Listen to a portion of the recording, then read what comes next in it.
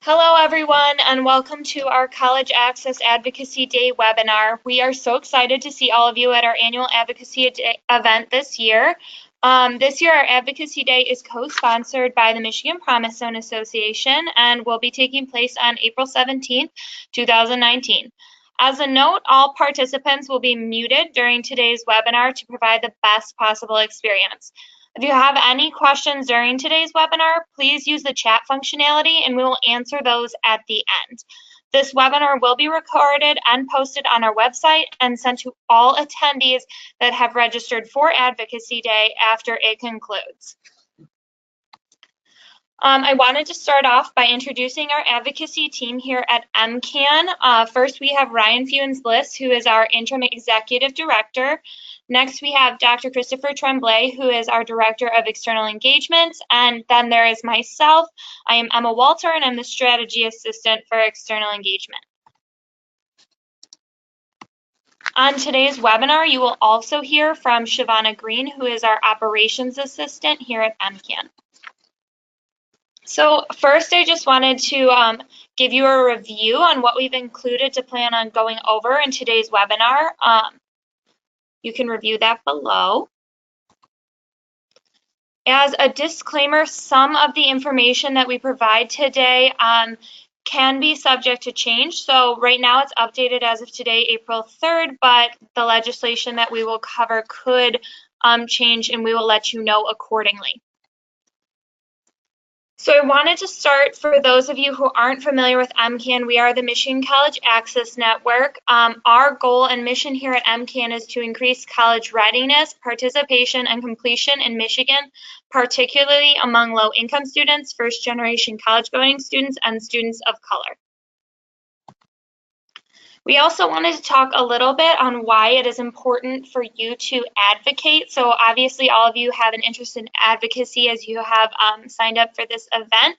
And our first big reason is to educate. So it is important to educate our legislatures about your programs and the importance of post-secondary education in the state of Michigan. The second reason is to gain knowledge of the legislative process and current issues that are impacting our field. So what's going on in the work that we do. And the third is to network. So this is a great opportunity to network with college access professionals across the state. And now I'd like to turn it over to Christopher to discuss the schedule of the day. Yes, thank you all, and thank you, Emma. We are very excited to announce that Governor Gretchen Whitmer has accepted our invitation, and she will be one of our featured speakers, along with two of her policy advisors, Doug Ross and Brandy Johnson. And then we're also going to be joined by Michelle Corey, who's from the Michigan's Children, who will be doing some advocacy prep tips and techniques for all of our participants. Here's a preview of the schedule as it stands today with our confirmed presenters. You'll see that we will kick off and ask you to be there between 8:30 and 9 to get registered and settled in. And then we'll have our formal program start at 9 a.m. with our speakers and then our advocacy training and then our remarks by our governor. That will be followed by the legislative visits, the luncheon, a college access address from a representative and a senator, and then we'll have closing remarks and a group photo, keeping in mind too there will be some remaining legislative visits after the photo. So about the day, we are thrilled to announce that we have more than 130 participants in this third annual College Access Advocacy Day. And some of the major groups who are represented in terms of the composition of the event, we will have representatives from LCANs, K-12 education, colleges and universities, philanthropy, state government, and our promise zones, in addition to some students who will be attending to share their perspective and voice as well. Emma is in the process of scheduling more than 120 legislative appointments. She's been very busy doing that. As a result, attendance at these appointments is mandatory.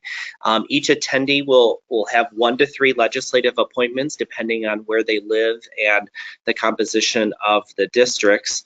We ask you to also be flexible With the appointments, for example, one is at 10 a.m., some are during lunch, and some are later in the day. As you can imagine, trying to schedule that many appointments requires lots of logistics, and we have to work around the legislators' and the staffers' schedule. And Emma will be sending you your own personal appointment schedule prior to the event so that you know when your times are.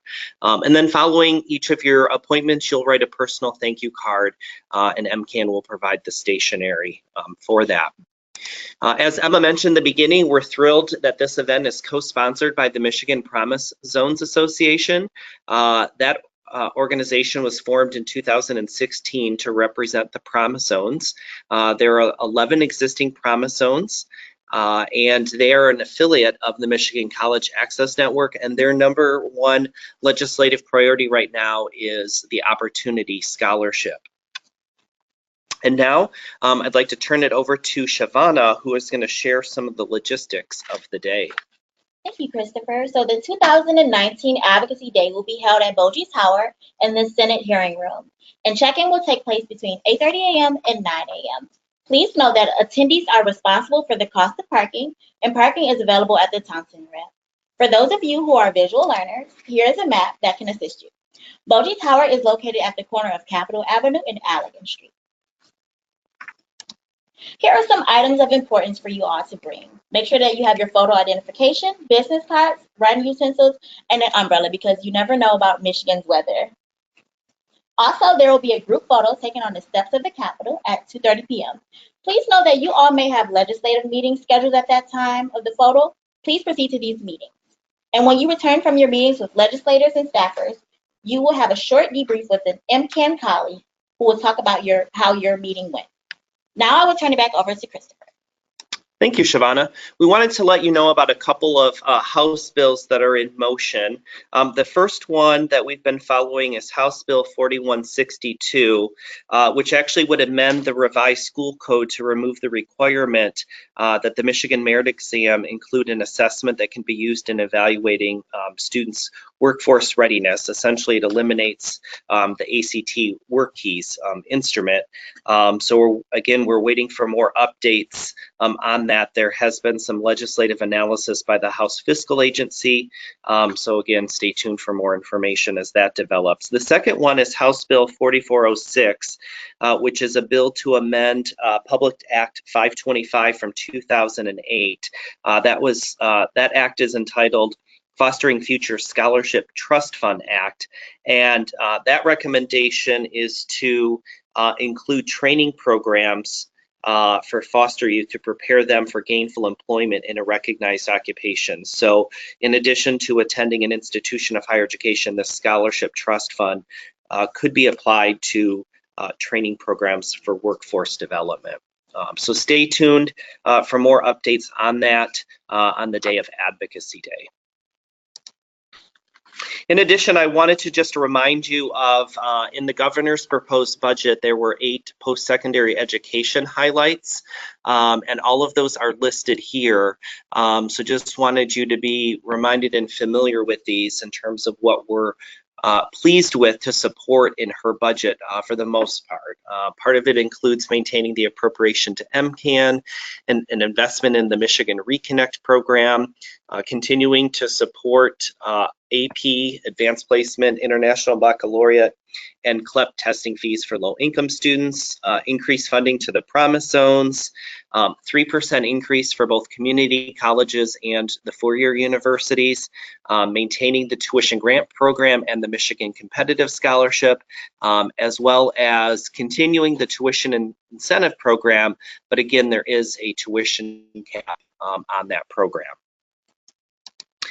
So as you work through the day on Advocacy Day, we also just want to share with you some of our key messages and talking points. So first and foremost, we have a large group of new legislators, and so it's going to be very important that all of us take the time to educate our legislators about college access and attainment. In fact, you might be the very first person who is having a conversation with them about this information, so keep that in mind. A reminder that the stakes are high, that talent attainment is our #1 priority for Michigan. And so that's a great intersection between post-secondary education as well as workforce. We also want you to help reframe the conversation. For the past, 6 to 8 months, we've been saying at MCAN that it's about college and career. It's not college versus career or college or career. It needs to be about both, and both are interconnected, and students need to understand that both are necessary for the rest of their life. We also want you to support the governor's post-secondary policy recommendations about Michigan Reconnect, which is the program for adults that have some college but no credential, the opportunity scholarships for both use at the community college and four-year public universities, and then the attainment goal that she set, which is 60% by 2030. And then a reminder that MCAN makes a difference, that we are a public-private partnership with a major ROI for the state. And to remind everybody that based on the 2017 data, which is the most recent, we reported in January of 2019 that Michigan's post-secondary attainment rate is now 45%, inclusive of certificates. And again, we've never been this high before, so it was a big milestone that we hit on our way towards 60%. In addition, I wanted to share with you 5 of our legislative priorities for MCAN for 2019. So in addition to supporting the 3 governor priorities, as you see on the screen there, we also are continuing to push for an increase in need-based student financial aid, a decrease in the student to counselor ratio. Right now it's 732 to 1, and it really should be at 250 to 1 or lower.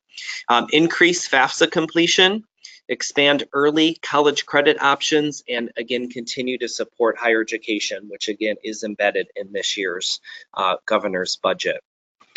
I now would like to turn it back to Emma, who will share with you some additional details about the day. Hello again. So on Advocacy Day, we will be providing each group with a folder to be a leave behind for the legislators or staffers that you will be meeting with. All of these items listed below will be in the folders, but note that there will be one folder provided per meeting. So the first person who arrives in your group will collect this folder. This does not mean that not everybody needs to check in upon coming to Advocacy Day. Just know if someone before you has arrived, they may have grabbed the folder, and we will let you know that. We also encourage you to bring your own documents as well to put in these folders as leave behind. In addition to the folders, we will be providing you with some additional information digitally. For your reference through email, we'll be sending you everything that's listed below so that you can prepare for meetings accordingly. We have some tips as well that we would recommend for before and after Advocacy Day. So the first one is educating yourself about your representative or senators. So once you get your group assignments and your meetings, you'll know who you're meeting with, and we encourage you to do some background research on them. So what committees do they sit on? What were they doing prior to being elected? What causes have they championed? Additionally, we also would like you to bring your own information and data so you can localize what you're doing in your district and make that information relevant to the legislature. Make it personal is the next point. Think about the story that you want to tell in these meetings. That's what's going to be resonating with your legislator when they're looking back on what they took from that meeting. And finally, we encourage you to engage with your legislator. So many legislators have social media platforms, and you can reach out to them there. In addition to that, we want to make sure that you keep up that engagement post-meeting. So do follow-up correspondence. If it's not on social media, make sure that you reach out to them via email or phone call. We want you to establish yourself as a resource for these legislators. During your legislative visit, so many of you, this is your first time doing a meeting like this, so we have a couple tips just in terms of what that meeting is going to look like and what we encourage you to do throughout. So obviously, first when you get there, introduce yourself, your title, where you're from, provide them with information about your program and organization. So even if you have a brief meeting and it's just a leave behind, make sure they know where you're coming from. Provide them some information on the issues which you are advocating for. So whether that's just stating that it's in the folder or you have more time to discuss that, make sure you go over it. And make sure you leave the folder behind. So these are things that they could utilize in the future. So we want to make sure that that's something that they get. And then thank them for their time.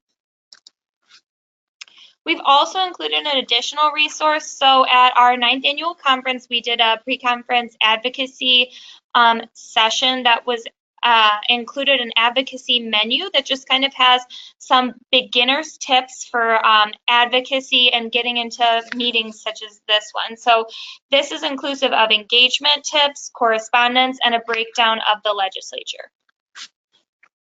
So this concludes our formal presentation of this webinar. We're now going to open up the board for questions if you have any, and we would be happy to answer those.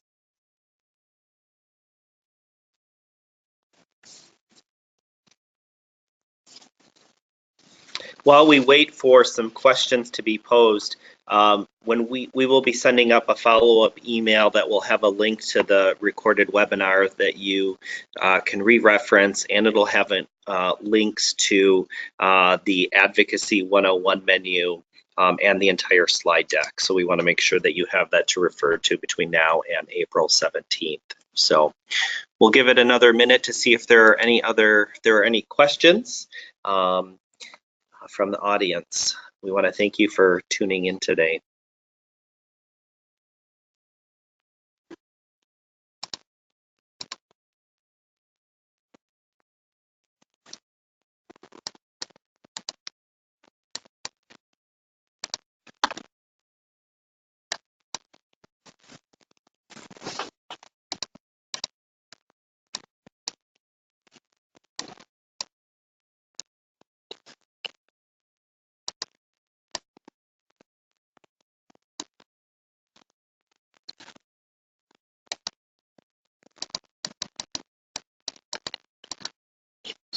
Okay, so we see some of the questions coming in, and it looks like, thank you, Catherine, for your one question. How many individuals will be in each group? So it can be anywhere, Emma, from... So it varies depending on the concentration of people that we have per district. It can be anywhere from 8 people to 1 person. Some of you will be getting emails stating your group, and you will see that you are the only person in that group. Please, please, please let me know if you are uncomfortable with this and would feel more comfortable in a group with another person. We would be happy to place you with an MCAN staffer. It's just information that I need to know as soon as possible. So you can always reach out to me via email about that after you receive your group assignment. And we want to give a shout out to Ellen Lipton, who is on the call, who provided an additional tip. Don't forget about the staff. Most legislators will have a policy staffer who you definitely want to meet. And in many cases, you may only be meeting with the staffer, especially in the cases where a legislator is out of the office that day or in a committee meeting. So thank you. Musa, you had a question about the budget proposal. But I don't see any specific questions, so I'm not sure if you can further clarify what information you're looking for. And again, Ellen, thank you for your other suggestion that it's a good idea to call the legislator's office before the visit to introduce yourself to the person answering phones. Most offices have no more than 2 to 3 staffers. So again, good to set the tone about who you are and that you're looking forward to your visit on the 17th. That will demonstrate your interest and commitment to this effort. So great questions from everybody. And I think that, Amanda, we answered your question about the PowerPoint and documents. They will be available for download. So we'll stay on for just a couple more minutes to see if we have any other questions. Ellen, also, if you're planning to attend the lunch, make a point of specifically asking the staff member, hey, I'd love to invite you to have lunch with me, right? Absolutely. So if you have an opportunity, we do need to give you a heads up that the lunch logistics, because of the size of this event, we are going to be set up theater style, and there will only be a few tables for lunch. So many of us will be eating on our laps or standing. Thankfully, a taco bar can be accommodated that way. So we just ask you to be flexible with us because we had to move to a new space for this year. So. I would also point out that we have invited the entire legislature and their staff to this luncheon. So a lot of you will be having meetings with these staffers and legislators, but some will also be attending. So it would be a great time to network as well during our luncheon with these people because they will be attending the taco bar as well.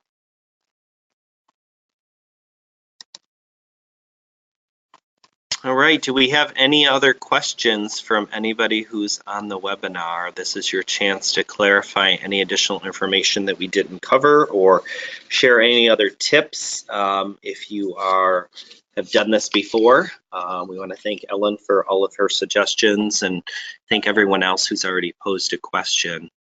We want to make sure you're as prepared as possible for the event.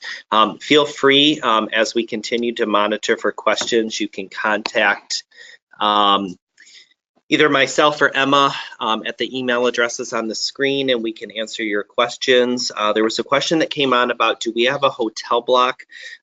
We do not, but Amanda, we can follow up with you with an email with some suggestions of where you could stay and any special rates that might be available. Typically, most people drive in for the day, but I know for some of you coming from a farther distance, that's a lot of driving in the morning in terms of that.